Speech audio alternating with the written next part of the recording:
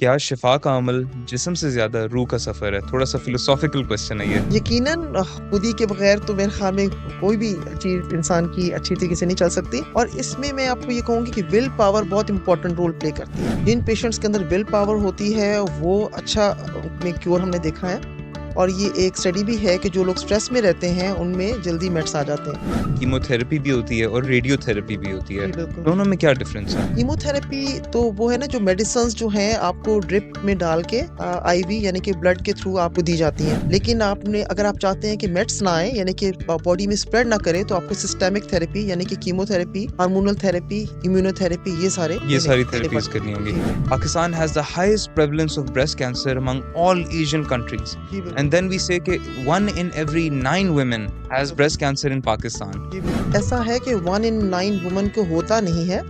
1 in 9 woman is at risk of developing breast cancer in her life time. Breast cancer की stages के बारे में अगर आप थोड़ा-सा हमारे व्यूअर्स को बताएँ। स्टेज 1 और 2 की जो है cure rate 5 year survival rate वो बहुत अच्छा है। अच्छा, स्टेज 1 में इट इज़ 99% और स्टेज 2 में इज़ मोर देन 93%। स्टेज 3 में फिर ये 80% पे चला जाता है, वो भी बहुत अच्छा है। और स्टेज 4 पे ये 30%। सेल्फ ब्रेस्ट एग्जामिनेशन पे फोकस करें और 40 इयर्स के बाद सालाना मैमोग्राफी पे फोकस करें। अर्ली डिटेक्शन सेव्स लाइव्स, तो ये बहुत ज़रूरी है कि आप अर्ली डिटेक्शन के साथ आएँ। ये हमने ये फिगर जो है हमने इसको डाउन करना है। ये जो हमें स्टेज 3 में ज़्यादा पेशेंट्स मिल रहे हैं ना, ये हम बिल्कुल नहीं चाहते।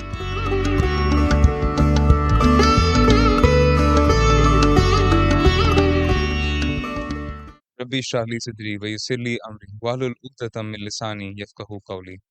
खुदी का राज सिर्फ फ़लसफ़ा नहीं, ये इंसान के अंदर छुपी उस क़ुव्वत का नाम है जो मुश्किल तरीन हालात में भी उम्मीद को ज़िंदा रखती है। आज के इसरार खुदी में हम एक ऐसे मौजू पर बात करने जा रहे हैं जो सिर्फ एक बीमारी नहीं बल्कि मुआशरती शऊर का इम्तिहान भी है।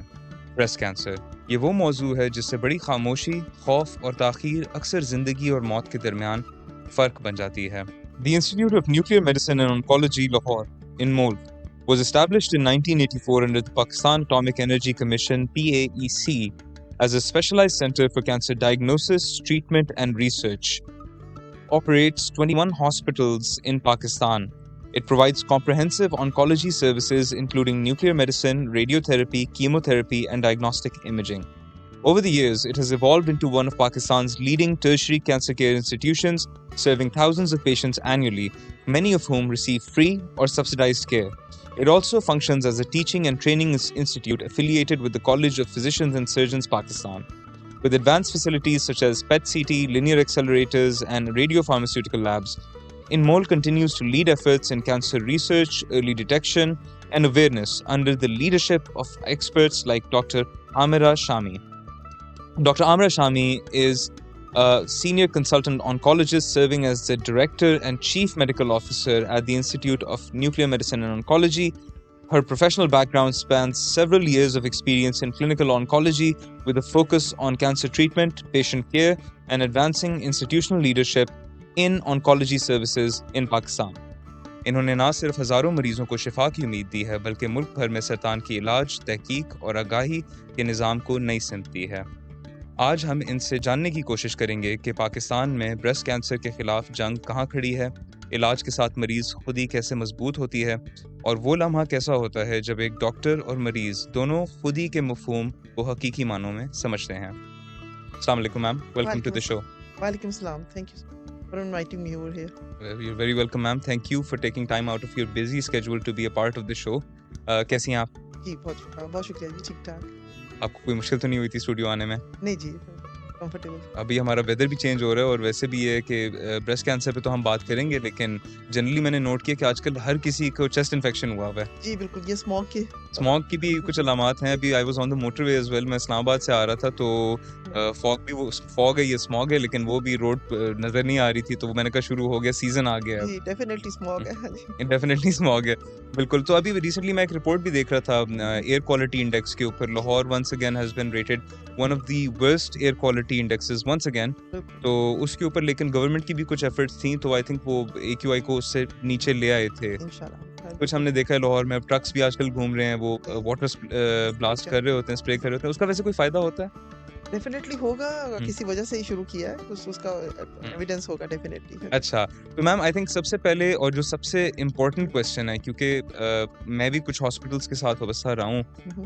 अब हम जब भी अक्टूबर में ब्रेस्ट कैंसर की कैंपेन करते हैं, एक बड़ा अलार्मिंग स्टैटिस्टिक हमारे सामने आता है जी, कि बिल्कुल। जी इन पाकिस्तान, हुँ, हुँ। Pakistan has the highest prevalence of breast cancer among all Asian countries. जी, बिल्कुल। And then we say कि 1 in every 9 women has breast cancer in Pakistan. जी, बिल्कुल। So what's so special about Pakistanis? जी, ऐसा है कि 1 इन 9 वुमन को होता नहीं है। 1 इन 9 woman is at risk of developing breast cancer in her life time. तो इस तरह से आप ये नहीं कह सकते कि हर 9 में से एक खातून को ब्रेस्ट कैंसर होगा पाकिस्तान में, ठीक है? और इसकी कोई हतमी वजह तो नहीं है, लेकिन कुछ रिस्क फैक्टर्स हैं जिनको हम कम कर सकते हैं। जेनेटिकली सिर्फ 5 टू 10% पेशेंट जो हैं वो इफ़ेक्ट होते हैं। तो अच्छा। बाकी जो है 90 टू 95% पेशेंट्स उनमें जेनेटिक्स का रीज़न नहीं होता। अच्छा, ठीक है, ठीक तो है। फिर ये पॉल्यूशन और माहौलियात और ये सारी चीज़ें हैं इम्पोर्टेंट जिनको हमें देखना चाहिए। बिल्कुल ठीक।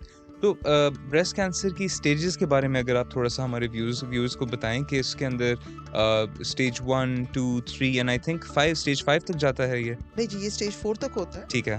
स्टेज 1 और 2 की जो है cure rate 5 year survival rate वो बहुत अच्छा है। अच्छा, स्टेज 1 में इट इज़ 99% और स्टेज 2 में इज़ मोर देन 93%। स्टेज 3 में फिर ये 80% पे चला जाता है, वो भी बहुत अच्छा है।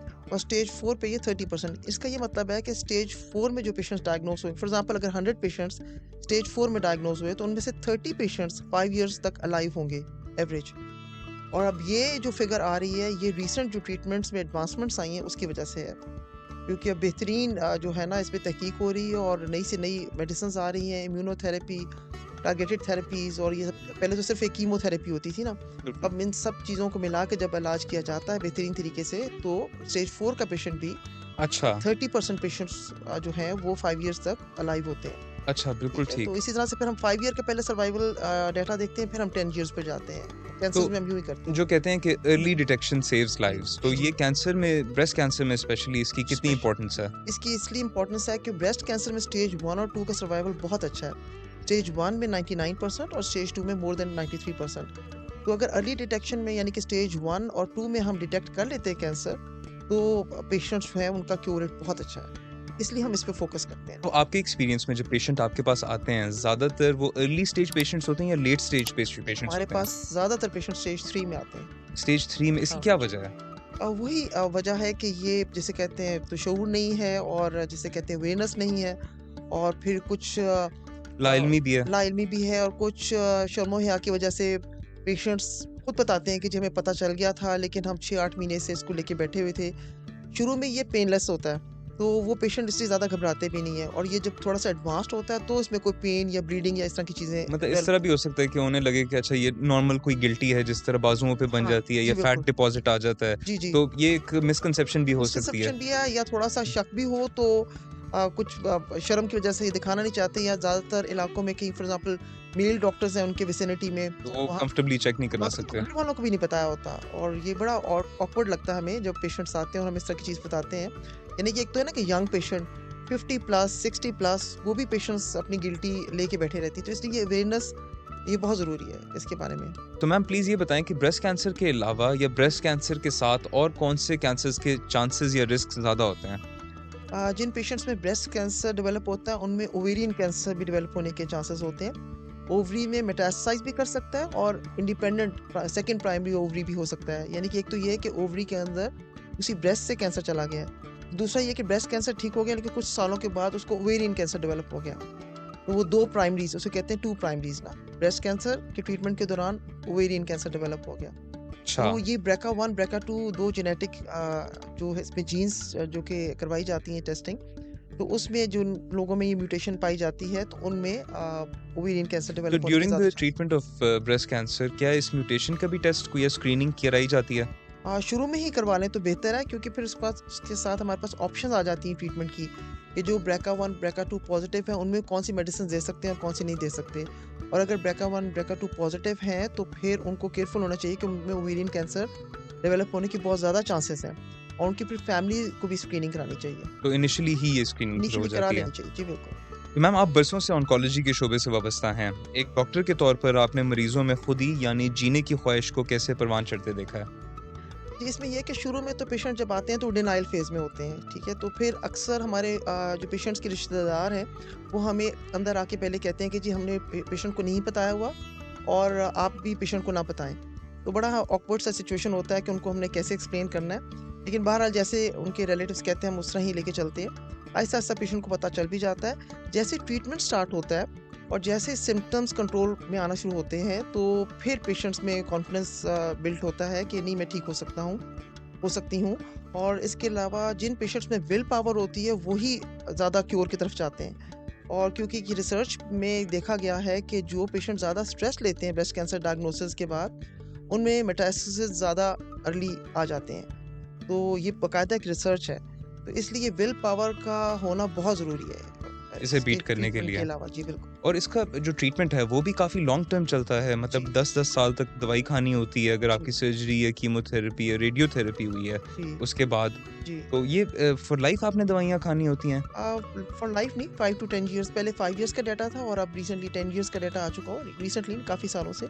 ठीक है। तो वो ख़ैर हार्मोन्स की जो टैबलेट्स खाने में कोई साइड इफ़ेक्ट्स या ऐसे ज़्यादा नहीं है और वो बड़े जैसे ईज़िली। फ़िमारा है। हाँ जी, बिल्कुल, वो बड़े ईज़िली पेशेंट ले सकते हैं। उसके साथ जस्ट बोन हेल्थ को देखना होता है, कैल्शियम, विटामिन डी सप्लीमेंट्स, वो कुछ इंजेक्शंस हैं जो बोन्स की स्ट्रेंथ के लिए हम लगाते हैं बिल्कुल, हर। ये मेरा अगला सवाल था हुँ, क्योंकि हुँ, मेरी फैमिली में भी केसेस हैं ब्रेस्ट कैंसर के, तो वो अक्सर कंप्लेन करते हैं कि जी बोन पेन की भी करते हैं और हुँ। बोन वीकनेस की भी कंप्लेन जी, करते जी, हैं, स्पेशली मेडिसिन्स के जी। बाद।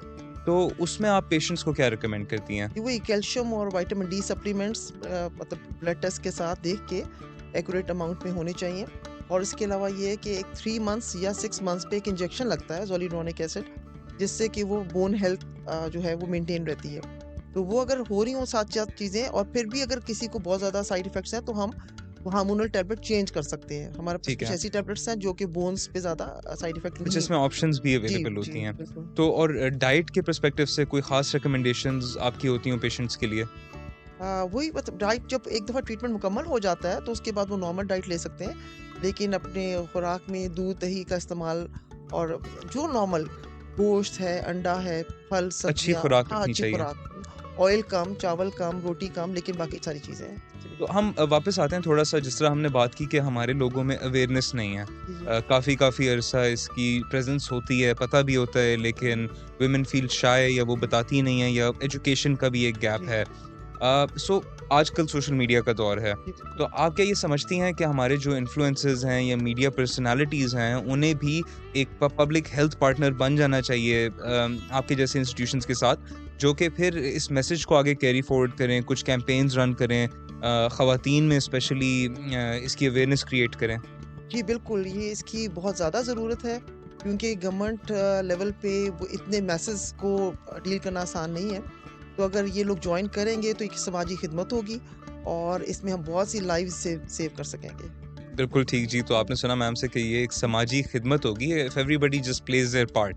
अगर हर कोई इस मैसेज को कैरी फॉरवर्ड करे, हुँ, आप being a brother, being a husband, being a son, the males should play their part as well and then the females as well that are educated, वो इस आगाही को आगे कैरी फॉरवर्ड करें, अपने house help में बताएँ, अपने कम्युनिटी में बताएँ, आपकी जो छोटी बहनें हैं उन्हें बताएँ।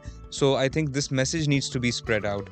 और ऐज के पर्सपेक्टिव से बताएँ डॉक्टर साहब कि हाउ इज़ इट कि जो ब्रेस्ट कैंसर है, इसकी जो स्क्रीनिंग है, किस एज में करानी चाहिए और इसकी प्रेवलेंस किस एज में ज़्यादा शो होती है? जी। वर्ल्ड वाइड जो है इसकी प्रेवलेंस 40 इयर्स के बाद ज़्यादा शो होती है, 40 एंड 50 इयर्स के बाद। लेकिन पाकिस्तान में 30 प्लस में भी काफ़ी केसेज़ मिल रहे हैं। मैक्सिमम अच्छा, केसेज़ तो 40 इयर्स के बाद ही हैं, लेकिन कुछ हमारे प्रेवलेंस 30 इयर्स के प्लस की एज पे वर्ल्ड के मुकाबले में ज़्यादा है। तो जो मैमोग्राफी की जो स्क्रीनिंग की जो एज है वो एक्चुअली 40 इयर्स है क्योंकि उससे पहले ब्रेस्ट का स्ट्रक्चर ऐसा होता है कि मैमोग्राफी इतनी हेल्पफुल नहीं होती। लेकिन अगर किसी के रिलेटिव को ब्रेस्ट कैंसर हो चुका है और यंग एज में हुआ है 40 से, तो उन पेशेंट्स वो जो रिश्तेदार हैं उनको चाहिए कि 35 पे स्क्रीनिंग शुरू कर दें। ठीक है। जिनमें जेनेटिकली स्ट्रॉन्ग फैमिली हिस्ट्री है, उनको चाहिए कि अपनी स्क्रीनिंग जो है वो 35 पे शुरू कर दें। मैमोग्राफी जो है, क्या ये मैमोग्राफी एक पेनफुल प्रोसीजर होता नहीं, है? बिल्कुल पेनफुल नहीं है, ये एक सॉर्ट ऑफ एक्स-रे है ठीक है, और लो डोज़ एक्स-रे। ठीक है। और इसमें जो है इट्स नॉट पेनफुल और बिल्कुल ये ठीक हो गया। 5 टू और 10 ये आप ईयर्स कह रही हैं कि आफ्टर द एज ऑफ 35 ये रूटीनली कराना चाहिए। सिर्फ उनको जिनकी फैमिली हिस्ट्री पॉजिटिव है, जिनकी अच्छा, ठीक फैमिली है। में बाकी ख्वातीन को 40 इयर्स पे शुरू करना आफ्टर चाहिए। 40 इयर्स ये जी, करना 40 इयर्स चाहिए। में और ईयर में 1 दफ़ा वंस अ सालाना। ईयर हाँ वंस जी, अ ईयर ये सालाना। होना जी, चाहिए। बिल्कुल। बिल्कुल ठीक हो गया। सो मैम प्लीज़ ये बताएँ कि बिलो द एज ऑफ 40 और 35 फिर क्या करना चाहिए? जी, बहुत अच्छा सवाल है। इसमें ये है कि जो 20 से 40 इयर्स तक की ख़्वातीन हैं, उनको चाहिए कि अपना रूटीन में सेल्फ ब्रेस्ट एग्ज़ामिनेशन करें। ठीक है। हर माह माहवारी के ख़त्म होने पे अपना सेल्फ ब्रेस्ट एग्ज़ामिनेशन करेंगे तो उनको कोई छोटी-सी गिल्टी अगर बन रही है तो वो जल्द उसको महसूस करके उसको डॉक्टर तक रुजू कर सकती हैं। ठीक है। और सालाना 1 दफ़ा डॉक्टर से चेकअप करवा लें। तो 40 इयर्स क्योंकि हमारे पास 30-35 में भी पेशेंट्स आ रहे हैं जिनको ब्रेस्ट कैंसर है। तो उसके अर्ली डायग्नोसिस के लिए ये ज़रूरी है कि अपना एग्ज़ामिनेशन खुद करें और इतनी हमारे पास मैमोग्राफी मशीन्स भी नहीं है और इतने ट्रेन्ड रेडियोलॉजिस्ट भी नहीं है। तो ये सेल्फ ब्रेस्ट एग्ज़ामिनेशन बड़ा इम्पोर्टेंट है जितनी हमारी पॉपुलेशन है। इस तो इस उनको ये चीज़ बताया में डिले नहीं करना डिले चाहिए। नहीं आई करना थिंक चाहिए। जितना जल्दी आप इसे आइडेंटिफ़ाई कर लें तो हाँ। आप फ़ौरन डॉक्टर से रुजू करें जी, इसके जैसे बारे में। कोई लंप फ़ील हो या कोई चेंजेस फ़ील हो तो फ़ौरन डॉक्टर से रुजू करें ताकि अर्ली डायग्नोसिस हो जाए और अच्छा ट्रीटमेंट हो जाए। बिल्कुल ठीक मैम। जी, अच्छा मैम ये बताएँ कि कुछ हार्मोनल थेरेपीज़ भी होती हैं जी। ब्रेस्ट कैंसर के इलाज में, जिसमें एस्ट्रोजन रिसेप्टर होता है, प्रोजेस्टेरोन होता है या HER2 होता है। हुँ, हुँ, हुँ। ये क्या और फिर कुछ लोग होते हैं जिन्हें ट्रिपल नेगेटिव भी होता है। जी, इनमें कुछ डिफरेंस हमारे व्यूअर्स को बता दें? जी। अच्छा ब्रेस्ट कैंसर एक डाइवर्सिटी है इसमें ना, ये एक एक तरह की बीमारी नहीं है। वो कहते हैं जी वो गोली खा रहा है, मुझे नहीं गोली लगी। पेशेंट्स आके ना इस तरह से हमसे गुफ्तगू करते हैं। तो कुछ ब्रेस्ट कैंसर हैं जो हार्मोन रिसेप्टर पॉजिटिव होते हैं, उनमें वो हार्मोन की गोली दी जाती है जो 5 से 10 साल खिलाई जाती है। कुछ पेशेंट्स ट्रिपल नेगेटिव होते हैं जिनमें HER2 भी नेगेटिव होता है, हार्मोन के टेस्ट भी ER, PR, estrogen receptor, progesterone receptor and HER2 neu सब नेगेटिव होते हैं। उसको ट्रिपल नेगेटिव ब्रेस्ट कैंसर कहते हैं। उसमें बेसिकली कीमोथेरेपी और कुछ इम्यूनोथेरेपी से इलाज किया जाता है, सर्जरी एंड रेडिएशन। और जो हार्मोन पॉजिटिव है उनमें हार्मोन की गोली दी जाती है और जहाँ जो HER2 पॉजिटिव है उनमें एक टारगेट पॉजिटिव है, उसके अगेंस्ट जो हमारे पास मेडिसिन मौजूद हैं वो हम उसके 17 या जितने भी रिकमेंडेड हो साइकिल्स देते हैं। इसमें से सबसे आई वुड से वर्स्ट कौन-सा कैंसर होगा? Worst triple negative. Triple negative हाँ, होता ट्रिपल है, नेगेटिव क्योंकि उसमें सारी थेरेपीज़ रिक्वायर्ड हैं। उसमें नहीं है ना, हमारे पास हार्मोनल थेरेपी है, ना हमारे पास एंटी HER2 थेरेपी है। तो वो इस तरह से वर्स है कि हमारे पास अच्छा। ऑप्शंस ही नहीं ट्रीटमेंट के। वो एग्रेसिव भी होता सो है थोड़ा। कैंसर के ट्रीटमेंट के ऊपर हम बात कर रहे हैं। जी, इसके बारे में थोड़ा-सा बताएँ। हमें जी, पता है कि कीमोथेरेपी भी होती है और रेडियोथेरेपी भी होती है। जी बिल्कुल। दोनों में क्या डिफरेंस है? कीमोथेरेपी तो वो है ना जो मेडिसिन्स जो हैं आपको ड्रिप में डाल के आईवी यानी कि ब्लड के थ्रू आपको दी जाती हैं और उसके सेशंस होते हैं 3 यूजुअली 3 वीकली होती है, बाज़ औक़ात वीकली भी देते हैं, डिफरेंट स्केड्यूल्स हैं।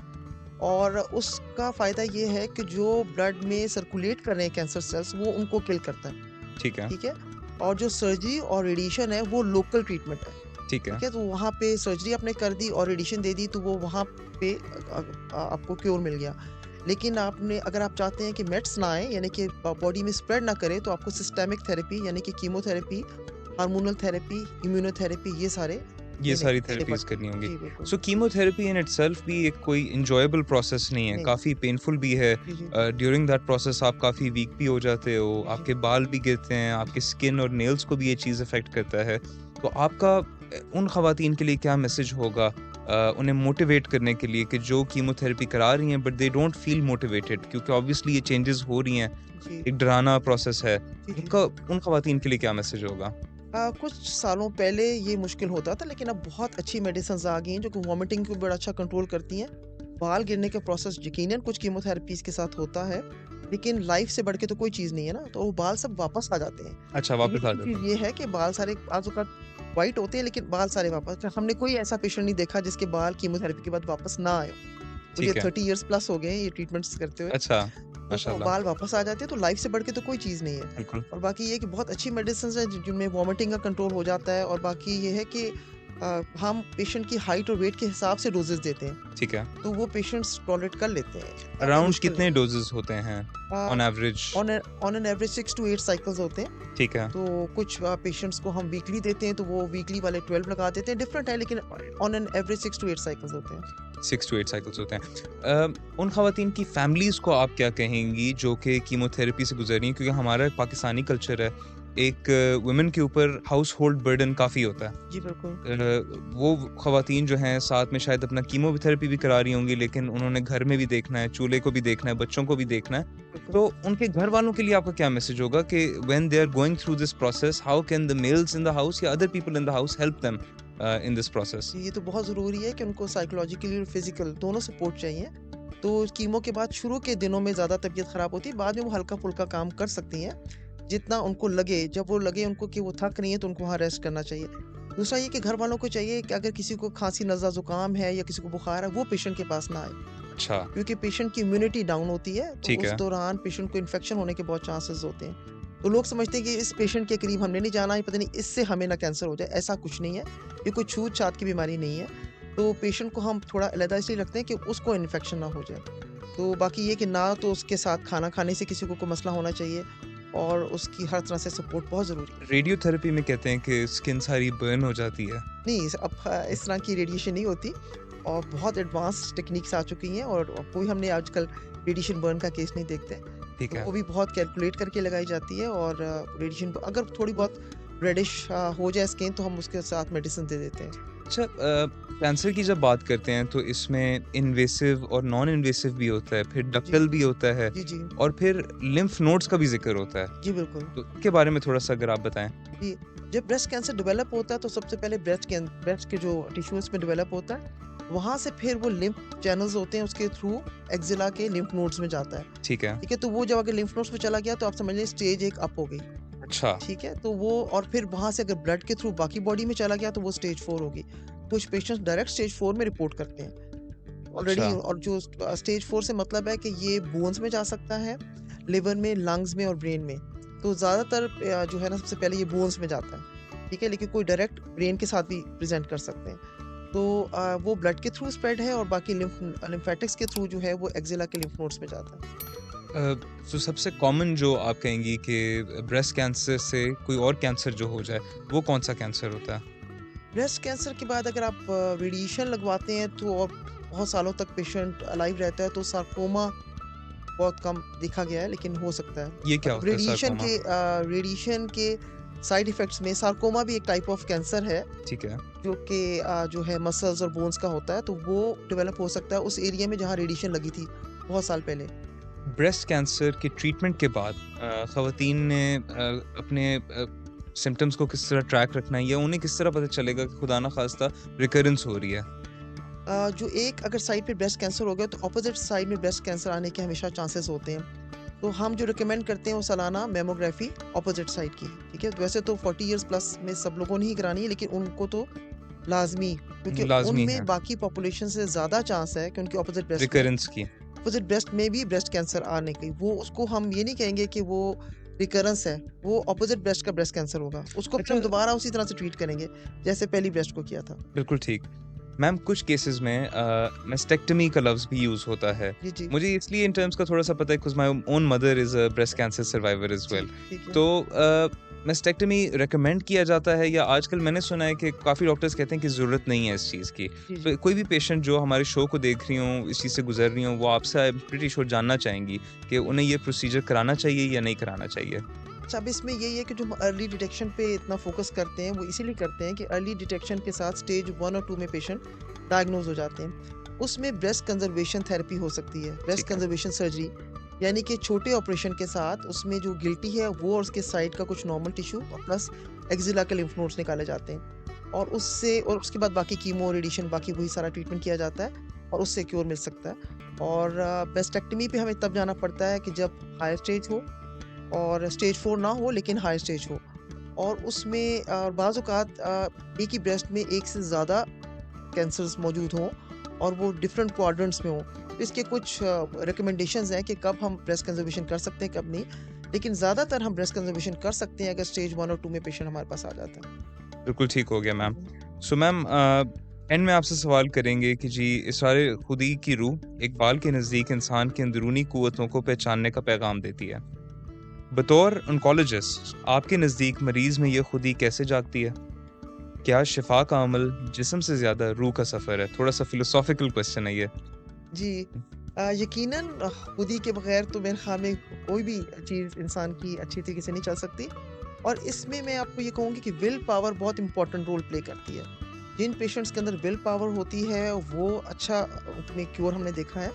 और ये एक स्टडी भी है कि जो लोग स्ट्रेस में रहते हैं उनमें जल्दी मेट्स आ जाते हैं। और ये विल पावर के साथ ही या ज़ाहिर है तो आप बेहतरीन इलाज कर रहे हैं, लेकिन एक अल्लाह ताला से दुआ भी करते रहना चाहिए, और इसके अलावा पेशेंट की विल पावर जो वो खुद ही जिसे कहते हैं, बहुत ज़रूरी है। Ma'am, thank you so much for joining the show. आखिर में आप एक मैसेज अगर दे दें हमारी नेशन को जी। regarding breast cancer and especially to females and the females that are undergoing treatment currently for breast cancer.